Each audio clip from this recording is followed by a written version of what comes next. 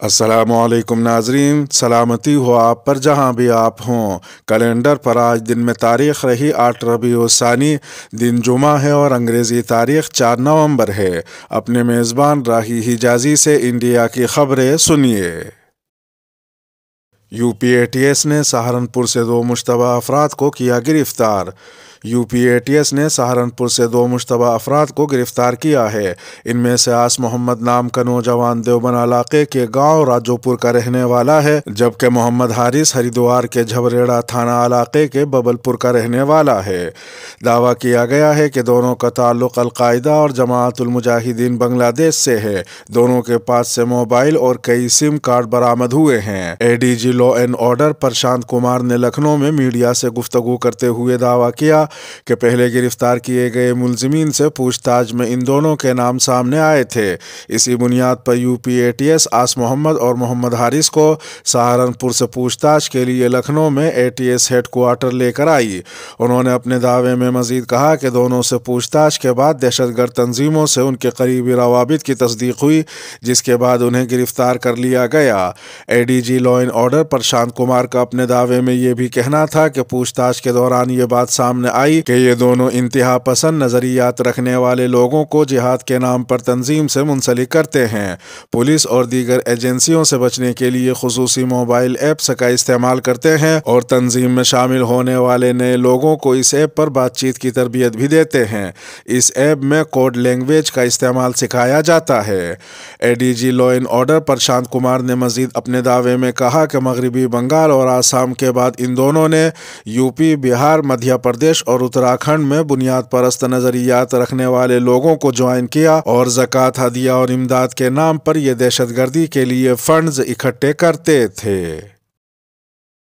پیغمبر اسلام کی شان میں گستاخانہ تبصرہ کرنے والے سابق بی جے پی لیڈر کو سپریم کورٹ سے راحت۔ بی جے پی سے نکالے گئے رہنما نوین کمار جندل کو پیغمبر اسلام صلی اللہ تعالی علیہ وسلم کی شان میں گستاخی کرنے کے کیس میں سپریم کورٹ سے راحت ملی ہے۔ سپریم کورٹ نے نوین کمار جندل کے خلاف تمام F I R Delhi police کے I F S O unit کو منتقل کرنے کو کہا ہے۔ سپریم کورٹ نے یہ بھی کہا کہ نوین کمار جندل کے خلاف 8 ہفتوں تک کوئی کارروائی نہیں کی جائے گی۔ اس دوران نوین کمار جندل دہلی ہائی کورٹ میں مناسب علاج کے لیے درخواست دے سکتا ہے۔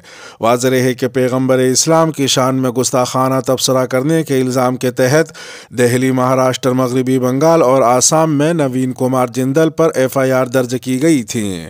ادھر ایک دوسری خبر میں دہلی کی ایک عدالت نے حال ہی میں ایک اہم فیصلہ سناتے ہوئے کہا ہے کہ سی بی آئی کسی ملزم کو اپنا پاس ورڈ دینے کے لیے مجبور نہیں کر سکتی اور ملزم کی رضامندی کے بغیر یہ جانکاری حاصل کرنا ملزم کے حق کی خلاف ورزی ہوگی۔ رپورٹ کے مطابق خصوصی جج نریش کمار لاکا نے بدعنوانی کے ایک معاملے میں ملزم کی تحویل سے ضبط کیے گئے کمپیوٹرز کے پاس ورڈ اور یوزر آئی ڈی مانگنے والی سی بی آئی کی عرضی کو مسترد کرتے ہوئے یہ تبصرہ کیا۔ جج نے 29 اکتوبر کو سنائے گئے اپنے فیصلے میں کہا کہ ملزم کو ایسی جانکاری دینے کے لیے مجبور نہیں کیا جا سکتا اور اس سلسلے میں ملزم کو انڈیا کے آئین کے آرٹیکل 20(3) کے ساتھ ساتھ ضابطہ فوجداری کی دفعہ 161(2) کے ذریعے تحفظ حاصل ہے۔ مسجد میں مسلمان نے قرآن پاک کو نذر آتش کیا، ملزم تاج محمد گرفتار۔ یو پی کے شہر شاہجہاں پور میں بدھ کے روز شرپسندوں نے مسجد میں داخل ہو کر کلام پاک کو نذر آتش کر دیا تھا، جس کے بعد مسلمانوں میں سخت غم و غصہ پایا گیا اور بڑی تعداد میں لوگوں نے سڑک پر اتر کر احتجاج کیا اور گناہ گاروں کو گرفتار کرنے اور ان پر سخت کارروائی کا مطالبہ کیا۔ پولیس نے اس معاملے میں کارروائی کرتے ہوئے سی سی ٹی وی فوٹیج کی بنیاد پر تاج محمد نامی ایک شخص کو گرفتار کیا ہے۔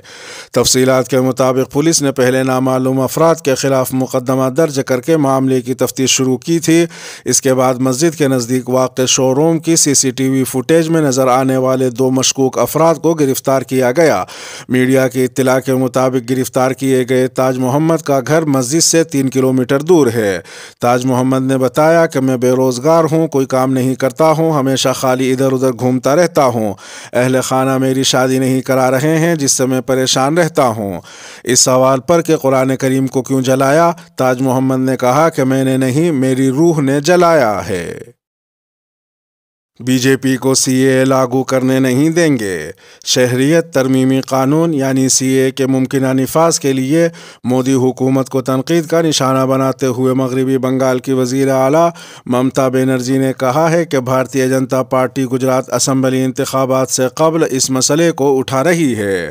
چنئی کے لیے روانہ ہونے سے پہلے ممتا بنرجی نے کولکاتہ ہوائی اڈے پر صحافیوں سے کہا، یہ سب سیاست بند کرو، وہ یعنی بی جے پی ایسا کر رہے ہیں کیونکہ گجرات میں انتخابات ہیں، ہم انہیں اسے لاگو نہیں کرنے دیں گے، ہمارے لیے سب انڈیا کے شہری ہیں، ہم اس کے خلاف ہیں۔ ممتا بنرجی نے گجرات کے 2 اضلاع میں افغانستان، بنگلہ دیش اور پاکستان کے غیر مسلم لوگوں کو شہریت دینے کی وزارت داخلہ کے فیصلے کو آئندہ انتخابات کے پیش نظر سیاسی چال قرار دیا۔ ممتا بنرجی نے نریندر مودی حکومت پر حملہ کرتے ہوئے کہا کہ وہ گجرات میں آنے والے اسمبلی انتخابات کی وجہ سے اس سی اے کے ساتھ کھیل رہے ہیں۔ انہوں نے کہا، ہم پوری طرح سے اس کے خلاف ہیں اور اس کی مخالفت کرتے ہیں۔ ملک میں مودی حکومت کا منصوبہ سب کو معلوم ہے، میں اب بھی اس بات پر قائم رہوں گی جو میں نے پہلے کہا تھا۔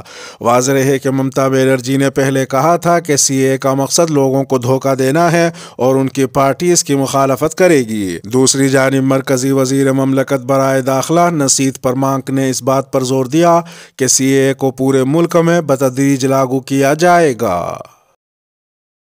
بھوپال نگر نگم نے راجدھانی کے 3 مقامات کے نام کو کیا تبدیل۔ مدھیہ پردیش میں نوابی عہد کے تاریخی مقامات کے نام کو بدلنے کی سیاست رکنے کا نام نہیں لے رہی ہے۔ حبیب گنج اسٹیشن کا نام بدل کر رانی کملا پتی اسٹیشن اور ہوشنگ آباد کا نام بدل کر نرمدا پورم کرنے کے بعد اب بھوپال کی رکن پارلیمنٹ سادھوی پرگیا کی تجویز پر بھوپال میونسپل کارپوریشن نے 3 مقامات کے نام کو تبدیل کرنے کی تجویز کو پاس کر دیا ہے۔ بھوپال میونسپل کارپوریشن کے ذریعے حلال پور بس اسٹینڈ، حلال پور بستی اور لال گھاٹی چوراہے کا نام تبدیل کیا گیا ہے۔ ناموں کی تبدیلی کے بعد اب حلال پور بس اسٹینڈ کا نام ہنومان گڑھی، حلال پور بستی کا نام ہنومان گڑھ اور لال گھاٹی چوراہے کا نام سری نارائن داس سرویشور چوراہا رکھا گیا ہے۔ ناموں کی اس تبدیلی کے تعلق سے جب مدھیہ پردیش کانگریس کے سیکریٹری عبدالنفیس سے بات کی گئی تو انہوں نے کہا کہ بی جے پی اور ان کے رکن پارلیمنٹ کے ذریعے نفرت کی سیاست کے ذریعے وکاس کا خواب دکھایا جا رہا ہے۔ انہوں نے سادھوی پرگیا کو مخاطب کرتے ہوئے مزید کہا کہ میل کے پتھر بدلنے سے وکاس نہیں ہوتا۔ ان کا یہ بھی کہنا تھا کہ مدھیہ پردیش میں پچھلے 18 برسوں سے بی جے پی کی سرکار ہے اور اس سرکار میں مدھیہ پردیش ہر طرح سے پسماندگی کا شکار ہوا ہے۔ شیوراج سنگھ سرکار صوبائی حکومت کے بجٹ سے زیادہ اب تک قرض لے چکی ہے، کسان خودکشی کر رہے ہیں، نوجوانوں کو روزگار نہیں مل رہا ہے، لا اینڈ آرڈر کی صورتحال بد سے بدتر ہو گئی ہے، لیکن اس جانب نہ تو سادھوی پرگیا کا دھیان ہے اور نہ ہی ان کی سرکار کا۔ آلودگی کی وجہ سے دہلی میں پرائمری اسکول کل سے بند۔ دہلی کے وزیر اعلیٰ اروند کیجریوال نے اعلان کیا ہے کہ راجدھانی دہلی کے پرائمری اسکول کل 5 نومبر سے بند رہیں گے۔ اس کے علاوہ 5ویں جماعت سے اوپر کی کلاسوں کے لیے تمام بیرونی سرگرمیوں پر بھی پابندی ہوگی۔ وزیر اعلیٰ اروند کیجریوال نے مزید کہا کہ دہلی میں گاڑیوں کے لیے طاق جفت یعنی اوڈ ایون فارمولے کے نفاذ پر بھی غور کیا جا رہا ہے۔ اروند کیجریوال نے یہ اعلان پنجاب کے وزیر اعلیٰ بھگونت مان کے ساتھ مشترکہ پریس کانفرنس میں کیا۔ اس پریس کانفرنس میں اروند کیجریوال نے پنجاب اور دہلی میں بڑھتی ہوئی آلودگی پر کہا کہ ایک ریاست کی آلودہ ہوا ایک ریاست میں نہیں رہتی بلکہ ہر ریاست میں جاتی ہے۔ اروند کیجریوال نے مزید کہا کہ آلودگی صرف دہلی کا مسئلہ نہیں ہے بلکہ ہریانہ، یو پی اور پورے نارتھ انڈیا میں ہوا کی حالت خراب ہے۔ ایسے میں یہ وقت ایک دوسرے پر الزامات لگانے کا نہیں ہے، مرکزی حکومت کو آگے آ کر قدم اٹھانے ہوں گے تاکہ نارتھ انڈیا کو اس صورتحال سے بچایا جا سکے۔ اروند کیجریوال کا یہ بھی کہنا تھا کہ پنجاب میں پرالی جلائی جا رہی ہے جس کے لیے صرف کسان ذمہ دار نہیں ہیں بلکہ ہم ہیں۔ پرالی کے لیے ہمیں کسانوں کو کوئی راستہ فراہم کرنا ہوگا کیونکہ ان کے پاس اسے جلانے کے سوا کوئی راستہ نہیں ہے۔ اس کے ساتھ ہی خبروں کا اختتام ہوا۔ سلامتی ہو آپ پر جہاں بھی آپ ہوں۔